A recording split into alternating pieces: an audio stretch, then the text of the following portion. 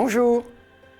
Les messages des 3 anges d'Apocalypse 14 nous sont donnés afin que chacun se prépare à la venue de Jésus, qui est à la porte et qui frappe au cœur de nos contemporains. Chaque message nous révèle ce que Jésus souhaite et dit à ses disciples qui se préparent à le rencontrer, afin que chacun ne se laisse pas piéger par l'adversaire. Voici l'avertissement du 2e ange.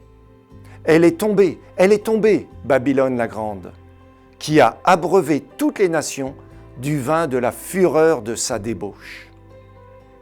De quelle Babylone parle-t-on?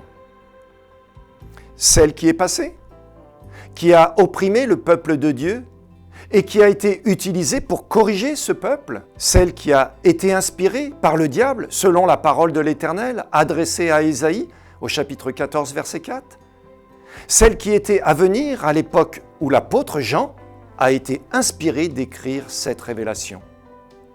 Alors, avant même de commencer, elle est déjà tombée. Et on nous dit plus loin, elle est devenue une habitation de démons. Apocalypse 18:2. La première tour de Babel nous parle de ces hommes qui veulent se faire un nom et dont leur religion prétend leur permettre de se sauver eux-mêmes, de s'approcher de la divinité, une religion qui, sans en avoir l'air, se passe de Dieu tout en voulant monter au ciel par ses propres efforts, et dans laquelle il y a la confusion.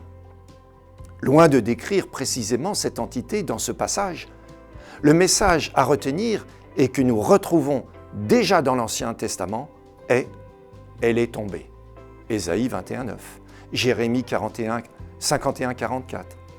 Selon ce qui est écrit, tout ce qui s'élève sera abaissé. L'orgueil que le diable insuffle aux êtres humains se répand de diverses manières dans les cœurs et les esprits.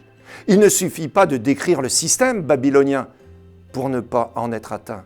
Il ne suffit pas de dénoncer ses prétentions et ses erreurs pour être dans la vérité qui est en Jésus. Des mélanges d'enseignements issus du paganisme se font avec les Écritures. Ils sont comme du vin mêlé et les hommes disent « Hey, le vin vieux est bon !» Luc 5:39. On pourrait traduire « Nos habitudes sont bonnes, notre tradition est bonne ». Ce message est là pour nous questionner. Avons-nous vérifié avant d'affirmer de telles choses? Il nous faut retrouver la parole inspirée. Ainsi parle l'Éternel. Qu'est-ce que Dieu me dit? Et non ainsi parle un tel ou un tel. Nous ne suivons pas un système, mais le Seigneur Jésus partout où il va.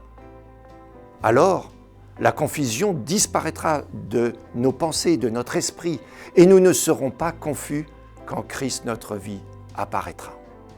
De plus, nous aurons du discernement pour aider les habitants de Babylone à suivre l'agneau partout où il va et d'aller à sa rencontre. Jésus dit dans sa parole d'être unis en prière. Nous pouvons demander du discernement, que Jésus nous habite à l'écouter, à entendre ce qu'il a à nous dire. Tu peux te réclamer de cette belle promesse d'Apocalypse 16, verset 15. « Heureux celui qui veille et qui garde ses vêtements, afin qu'il ne marche pas nu et qu'on ne voit pas sa honte. » Que Dieu te bénisse à l'écoute de sa voix.